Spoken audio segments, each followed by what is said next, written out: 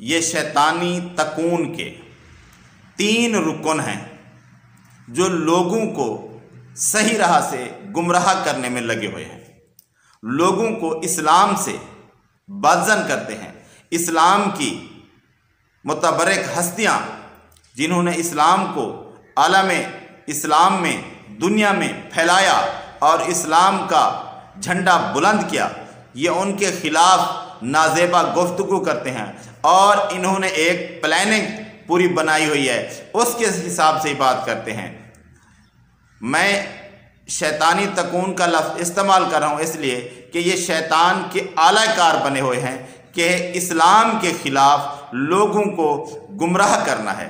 پہلے نمبر پر علی مرزا جو کہ بہت مشہور ہوا ہے، اس کے آپ نے کلپ سنے ہوں گے، لیکن یہ جو کلپ ہے اس میں یہ کہہ رہا ہے کہ میں عائشہ رضی اللہ تعالیٰ عنہ، زبیر رضی اللہ تعالیٰ عنہ، طلحہ رضی اللہ تعالیٰ عنہ اور امیر معاویہ رضی اللہ تعالیٰ عنہ کے خلاف تو یہ پہلے ہی باتیں کرتا رہتا ہے، تو ان کو میں باغی مانتا ہوں۔ اب زبیر، سیدہ عائشہ، حضرت معاویہ رضی اللہ عنہ اجمعین وعلیہ السلام اجمعین، ان سب کو حضرت علی کی حکومت کا باغی بھی کہتا ہوں۔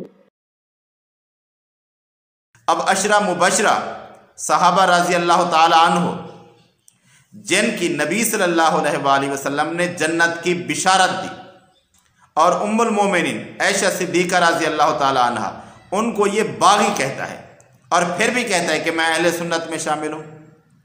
تو یہ ان کا ایک پہلا رکن ہے اس شیطانی تکون کا جو لوگوں کو گمراہ کرنے کی راہ پر لگاتا ہے۔ دوسرے نمبر پر اس کے بعد ایک اور رکن ہے مفتی فضل ہمدرد کے نام سے۔ یہ کیا کرتا ہے؟ پھر ان کو تھوڑا آگے روانہ کرتا ہے لوگوں کو گمراہی کے راستے پر۔ یہ کہتا ہے کہ ابو بکر رضی اللہ تعالیٰ عنہ اس سفر میں نبی صلی اللہ علیہ وآلہ وسلم نے جو ہجرت کا کیا اس میں شامل ہی نہیں تھے۔ قرآن مجید میں ثانی اثنین کا جو ذکر آیا ہے وہ ابو بکر نہیں ہے، بلکہ وہ کافر تھا جو راستہ دکھا رہا تھا، یعنی ابو بکر رضی اللہ تعالیٰ عنہ اس سفر میں سرے سے تھے ہی نہیں۔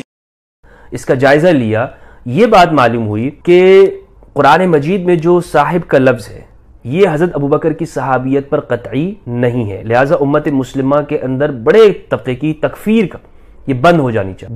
دوسری یہ بات بھی معلوم ہوئی کہ غار میں جو دوسرے جو شخص تھے وہ حضرت ابوبکر رضی اللہ تعالیٰ عنہ نہیں تھے، بلکہ وہ پہلے سے مدینہ میں موجود۔ اب یہاں پہ سوال یہ ہے کہ پھر ثانی اثنین میں وہ پہلے کون شخص تھے؟ تو اس کا جواب یہ ہے کہ وہ جو پہلے شخص تھے وہ عبداللہ ابن اریقۃ ابن بدیل من بنی بدیل بنی بکر سے تھے، اور یہ کون ہے؟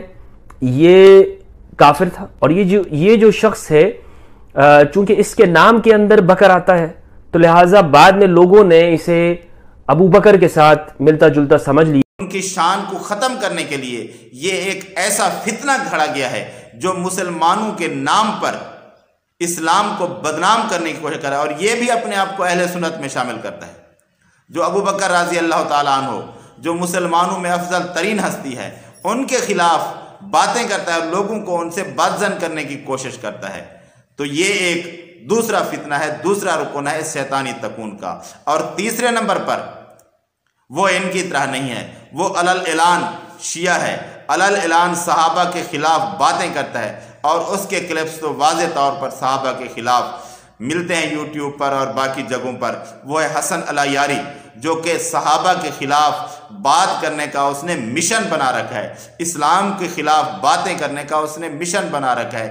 یہ اس تکون کا سب سے بڑا سرغنہ ہے جو کہ لوگوں کو گمراہ کرنے کی آخری منزل پر لے جاتا ہے اور لوگوں کو صحابہ کے خلاف بھڑکاتا ہے اور باتیں کرتا ہے۔ لیکن یہ تو شیعہ ہے، یہ تو علل اعلان ہے، لیکن پہلے جو 2 رکن ہیں وہ اپنے آپ کو اہل سنت بھی کہلواتے ہیں اور باتیں بھی شیعہ والی کرتے ہیں اور صحابہ کے خلاف باتیں کرتے ہیں اور اپنے آپ کو اہل سنت میں بھی شامل کرتے ہیں۔ تو یہ 3 اس شیطانی تکون کے رکن ہیں جو لوگوں کو گمراہ کر رہے ہیں اور غلط راہ پر لگا رہے ہیں۔ تو ہر مسلمان کو چاہیے کہ ان شیطانی سرغنوں سے، اس شیطانی تکون سے بچ کر رہے۔